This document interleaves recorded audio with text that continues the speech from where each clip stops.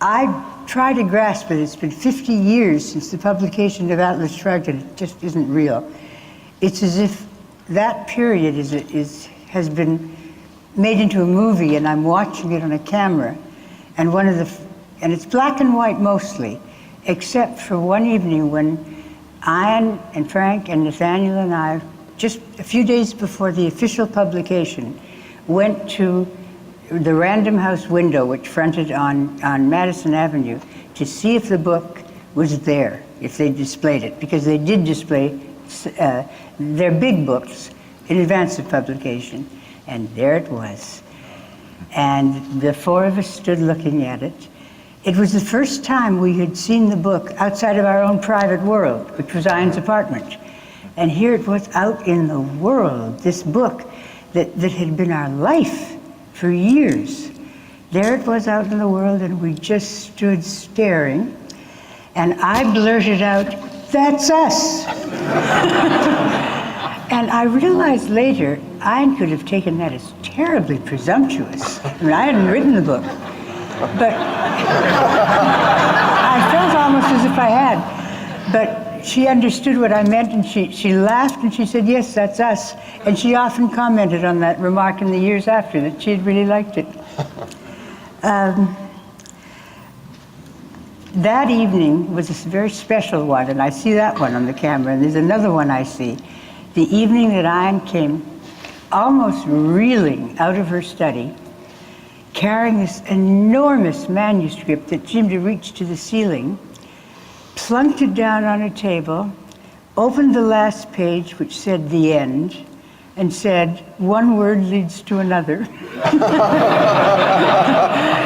It was finished. It was finally done. And that was the most wonderful evening. And as Nathaniel said, we'd been part of that book from almost the beginning. I think it was about, what, a third through when we began reading it in manuscript? When we began reading it? Yeah, about a third. We began reading it when we were still in UCLA, yes. And I think it was about chapter 18 when the book was in two parts, 20 and 10. That would now be 8 in the new version. So we were there almost from the beginning, and we had spent days and hours and weeks and months discussing the ideas, discussing the characters. They had become almost reality to us. I mean, Hank Reardon to me was as real as the people I sat with in class. Probably more real. I understood him infinitely better than I did the people in class.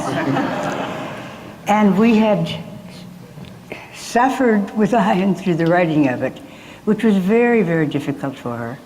She'd had a lot of distractions, which made her terribly tense. Business distractions, personal distractions, all kinds. And it took her years longer to write it than she thought. Galt's speech it took her 2 years and was complete hell for her. The hardest thing she ever wrote in her life, because what she was trying to do was take abstract philosophy and put it in the terms of a novel. And that is hard. And she did the best she was able, and when it was over, during that period, during those years of real struggle, she had become very irritable, very tense, very condemning. Life had been hard for her. But finally, when the speech was finished, and she was really happy with it, then she was writing the completion of the novel, which was mostly action, and that she loved writing and really enjoyed. And we just saw her blossom, and it was wonderful to see. And now we're all looking forward to publication, and as Nathaniel said, we were very sane and very sensible about the fact that we could not expect immediate change in the culture. That's not how things happen. We knew that. And we assured each other very solemnly, and as he said, none of us believed it for a minute. We thought this was going to be a thunderclap and would sort of change the world overnight, or at least begin it. And during that period before publication, we saw something wonderful happening to Ayn. For the first time since we'd known her, she was living in the moment. She was enjoying day by day. Always before it had been, life starts when I complete the book. Life starts when this is done, when this is done. Now it was the moment that she was enjoying. And she would spend hours at her study reading the manuscript, not to edit it, but what she said she was doing was just gloating, just enjoying it. And it was such a joy to see that after the years of struggle she had gone through. So we waited for publication. And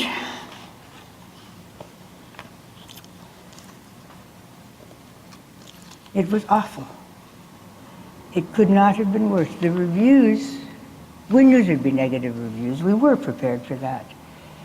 We weren't prepared for what seemed like an outpouring of hatred and of distortion and of lies about the book. I mean, to hear a woman whose main political idea was that no man may initiate the use of force, to hear her called a fascist, we almost couldn't get it into our heads that this was possible.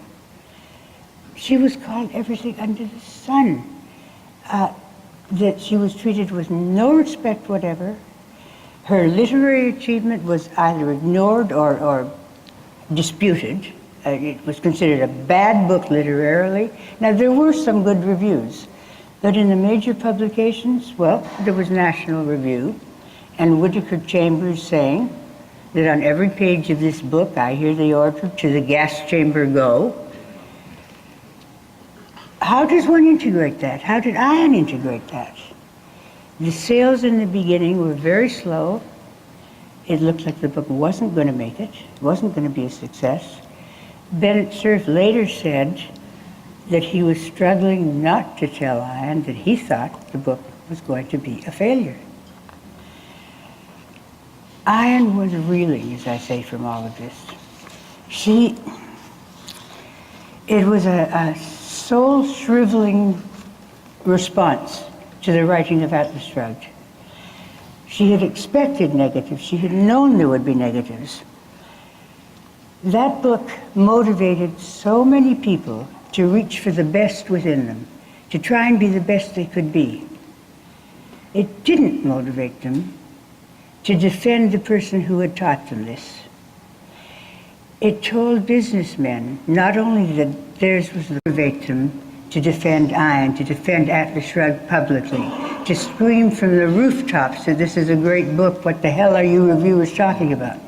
They were silent, the businessmen were silent, the intellectuals were silent, everybody was silent. People with a public voice, for the most part, not all, but for the most part, were dead silent. Nobody defended her in print. This was worse than the negative, much worse for her than the negative reviews. Though she could stand, the silence was unbearable. She was lost in a desert of silence about what she knew was a great achievement. She knew that all sorts of people were reacting to it as a great achievement. Young people, people without a public voice. Public voices, silence. It did something permanent to Ayn. And I can understand why, and I hope you will understand why.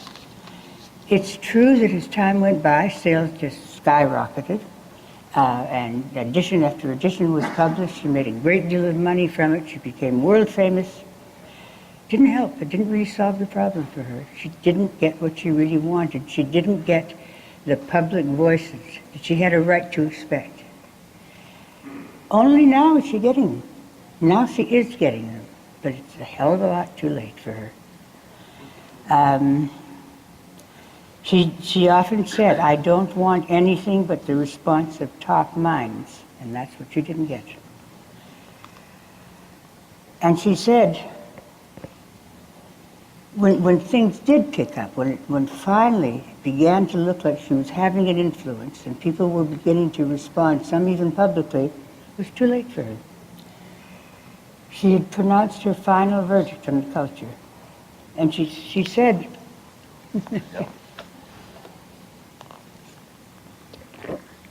she said, I don't know to whom I'm addressing myself when I write. I had a certain concept of my audience before, rational, intelligent people. As I see the culture now so differently, I don't know who to write for. And if I don't know who I'm writing for, I don't know how to write. And she never wrote another novel. She planned one, she tried, she couldn't do it. And she said, I'm not happy enough. By which she meant she had to have a sense that there were minds out there that she could reach. And she didn't have that for sure anymore. And in the years that followed, I saw her sink deeper and deeper into depression and rage, finally striking out vainly at a world that had disappointed her so bitterly. She had spent her life defending the men of ability, the men of achievement. Where were they when she needed them to speak up for her? She had always spoken up for them. They didn't speak up for her. And it was more than she could handle. And she had a right not to be able to handle it. In the years that followed, she found moments of happiness, of contentment. But that aspiration, that passionate aspiration that had moved her through all her days up until then, was gone. She never had the same fire that she'd had when we first met her, that she had all through the writing of Atlas, that she'd had all her life. That fire was gone, that sense that everything in her life was devoted to one end, to this defense of the moral ideal, to the presentation of the moral ideal. She could do it through nonfiction, but she couldn't write she couldn't write fiction anymore. It seems as if there is usually a terrible price to be paid for genius. Perhaps if you search history, you'll find geniuses whose lives were not blighted by suffering, but you won't find many of them. Nietzsche said that the great man is the man who knows not how to live today, and that seems to have been true. And I wrote this in the Passion of Ayn Rand. One must wonder if Ayn's suffering was not in part the price she paid granted other elements in her psyche for her astonishing intellectual powers. Historically, it is the price that men and women of vast intelligence have often paid. Such men and women stand alone, cut off from the world by a sense of distance from other people that is not an illness and cannot be cured. With the first-hand blinding vision of the Creator, they endure the loneliness of seeing farther and more clearly than others see, of understanding what others do not understand, of achieving what others cannot achieve, of moving forward with a dedication and a certainty that others cannot grasp. They feel invisible to the world, and in many respects, they are invisible, as is every creative genius.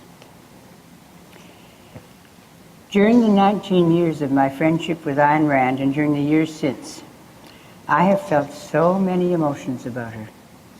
I felt intense love, I felt unforgiving anger, I felt indignation, I felt an overwhelming tenderness.